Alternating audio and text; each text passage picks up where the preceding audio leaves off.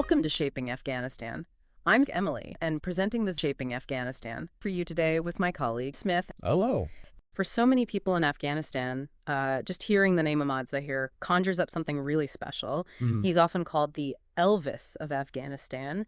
And, well, he's not just remembered as a singer, he's seen as the voice of a generation. Absolutely. And for you, especially if you're interested in exploring lives through biographies and documentaries, his story is, it's just this incredibly rich tapestry waiting to be unraveled. It really is. And looking at Ahmad Zahir through that kind of lens, like a biographical study, or maybe even thinking about how a documentary might frame his journey, it lets us understand not just him as an artist, but, the very fabric of Afghan society during a really transformative time. Okay, yeah, let's unpack this, because this deep dive, it goes beyond just his fans, who are still incredibly passionate, by the way. Oh, definitely. We want to understand the key moments in his life, the really groundbreaking nature of his music, and the profound echoes of his impact. So we've gathered quite a range of sources, news articles looking back on his legacy, encyclopedic entries for the facts, academic papers offering different perspectives, and even insights into how his music still connects so deeply today. Right. And it's important to remember as we go through this that you, our listener, the learner, you're coming with your own background, your own familiarity. So our goal is to make this journey through Ahmad Zahir's story clear, engaging, and definitely not overwhelming. We'll focus on the most important, most fascinating bits, the kind of things a really good biography or documentary would definitely zoom in on. Exactly. So where does this story even begin? Ahmad Zahir was born June 14th, 1946 in Kabul, Afghanistan. And his background is interesting right away. His father, Dr. Abdul Zahir, he wasn't just a respected physician, he was a major figure in Afghan politics. He actually served as prime minister for a while in the early 70s. Yeah, and what's so fascinating there is the contrast, isn't it, between this, established, probably quite traditional background and Ahmad Zahir's deep, deep passion for music. Yeah. It wasn't a straightforward path at all. No. Initially, his father really disapproved. Yeah. Because of, well, the societal and religious views back then that unfortunately kind of stigmatized musicians. It seems almost unbelievable now, thinking about his status.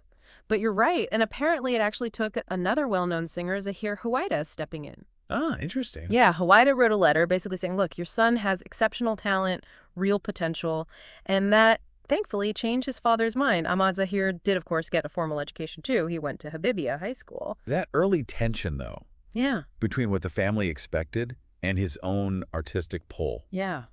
Hey, that's such a crucial element, Yeah. It really sets the stage for understanding him as someone who would eventually challenge conventions through his music. It's exactly the kind of personal conflict a biography would dig into and a documentary might use to frame those early years. Absolutely. So, talking about his career, his active years were basically 1964 until his death in 1979, which isn't a huge amount of time, relatively speaking. No, not really.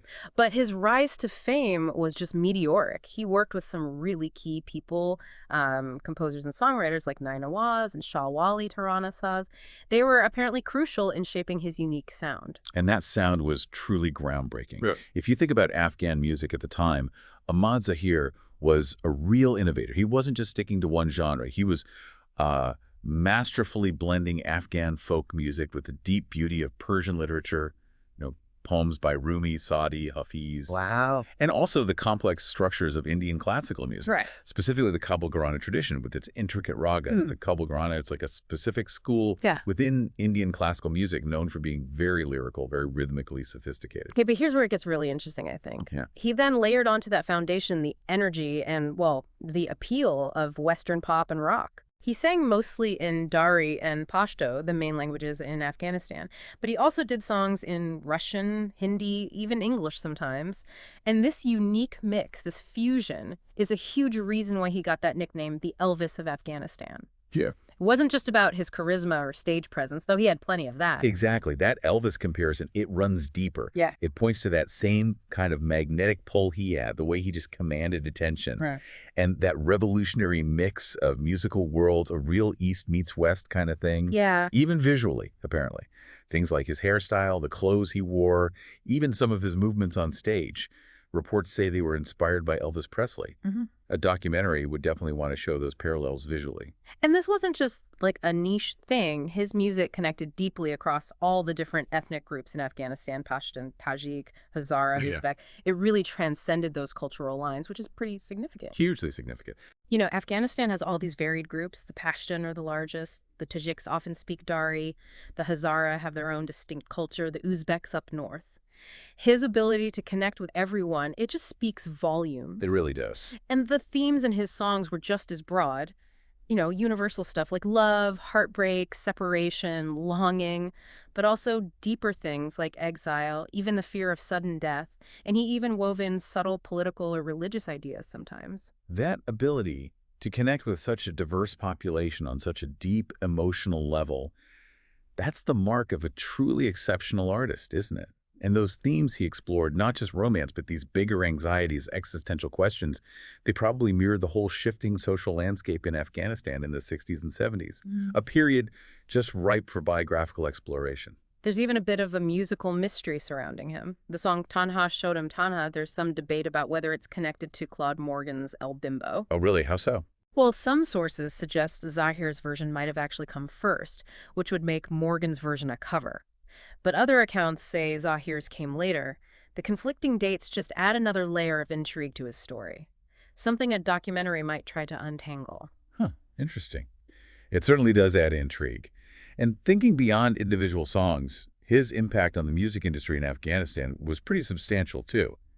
Given his family's political connections, maybe, and just his immense popularity, he helped make music a more respected profession. Right. And this actually contributed to setting up the Kabul Music School in 1974. That's a really concrete example of his influence, something any good biography would definitely note. And you know, we think of music videos now as just standard, but he only recorded a couple Layli Jan in 76 and Kuda Buat Yarit in 77, both for Radio Kabul TV, which later became RTA. Right, different era for media. Totally. But our sources say there were tons of recordings done in the studios at Radio Kabul and Radio Afghanistan that got released as albums later.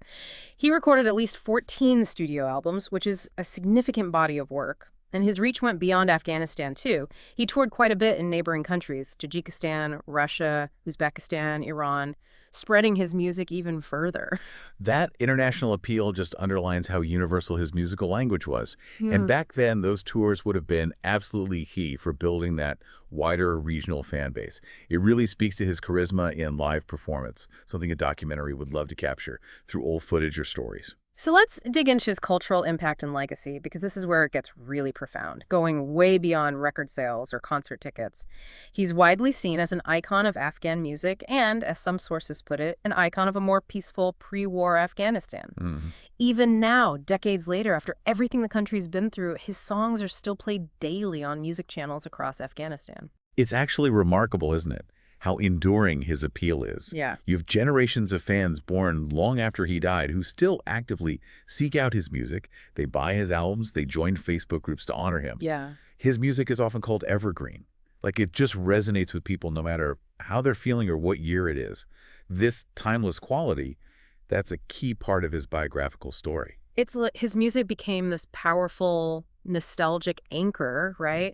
Bringing back memories of what many Afghans remember as a golden age, the 60s and 70s, that time of relative stability and openness. Definitely. And for the Afghan diaspora, especially people forced to leave during conflict, his music has been this incredibly important link back to their roots, to their homeland. That connection to home through music, it's incredibly powerful, especially when you're displaced.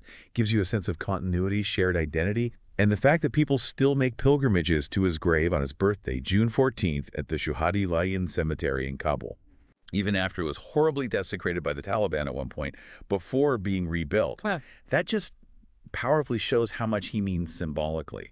That act of remembrance says so much about his lasting impact. There's even talk of a documentary film being made right now called Zahir, The Voice of Afghanistan, which clearly shows there's still this growing interest in exploring his life and impact more deeply for a wider audience. Yeah, And like we mentioned with the tours, his influence really does stretch beyond Afghanistan into Tajikistan, Uzbekistan, Pakistan, Iran, and obviously to Afghan communities all over the world.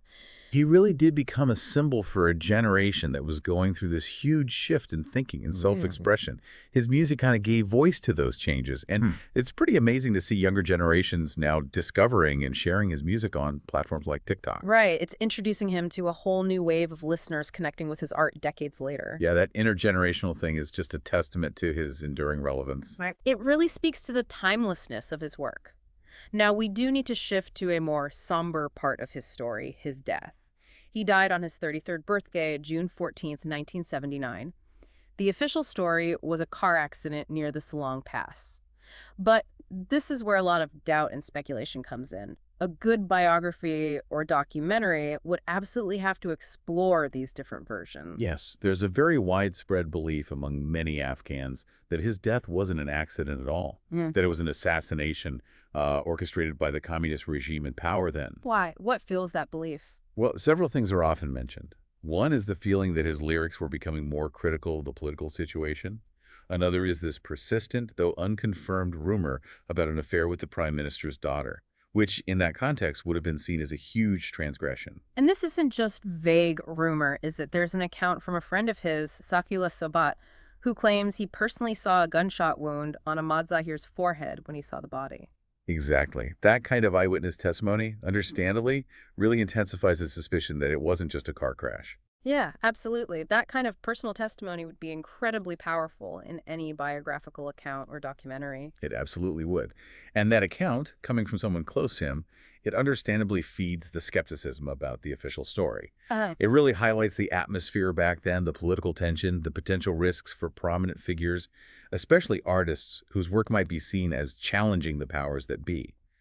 The circumstances around his death are still a huge point of discussion, a key part of his biographical mystery. It's such a tragic, controversial end to an amazing career, just shrouded in uncertainty. So, to really understand Ahmad Zahir's journey, it helps to have a bit of the bigger picture, the context of music in Afghanistan historically. Being on the Silk Road, Afghanistan has always been this incredible crossroads of cultures, and you definitely hear that in its music.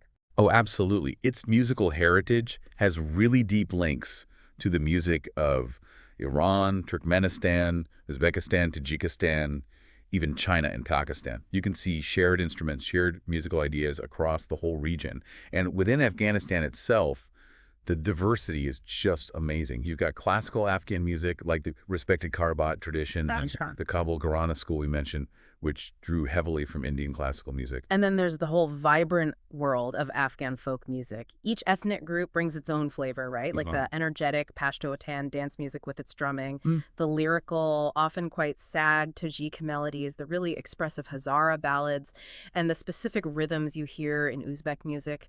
And traditional instruments like the rubab, the dambura, the tambura, they're all woven into these traditions.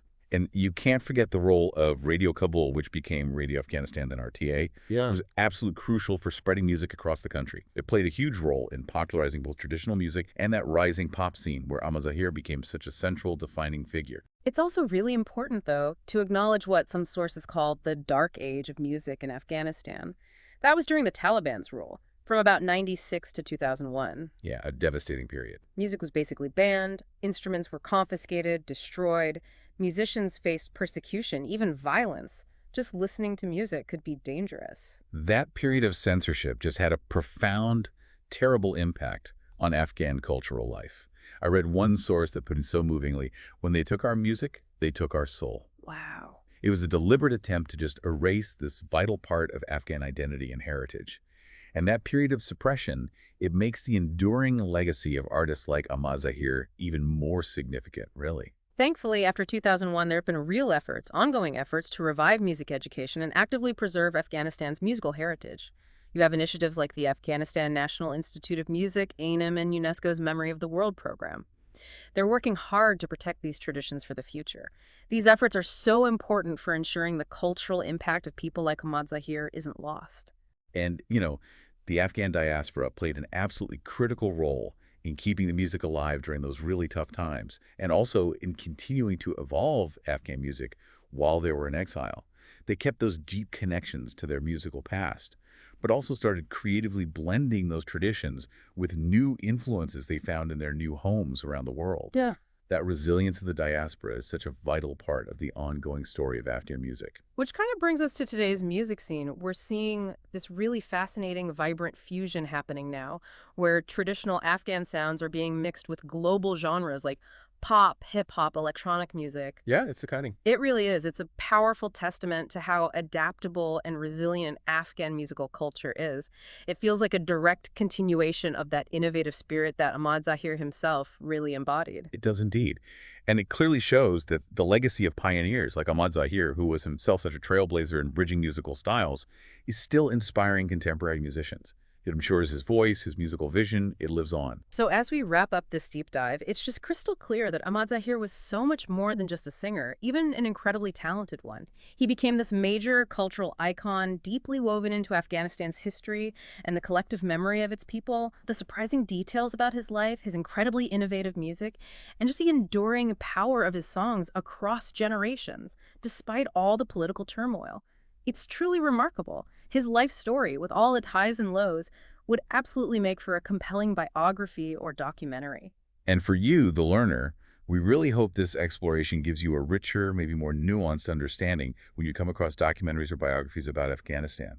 Recognizing its incredible musical heritage and the profound, lasting impact of figures like Ahmad Zahir. Mm. It offers such a valuable, often overlooked window into the country's history and its people. Absolutely. It really makes you think about the powerful role that cultural figures, especially musicians, can play, how they can become these enduring symbols of a nation's identity, its resilience, even decades after they're gone. We definitely encourage you to explore Ahmad Zahir's extraordinary music further and dig into the fascinating history of Afghan popular culture. It's a story that, well, it continues to resonate with real depth and meaning.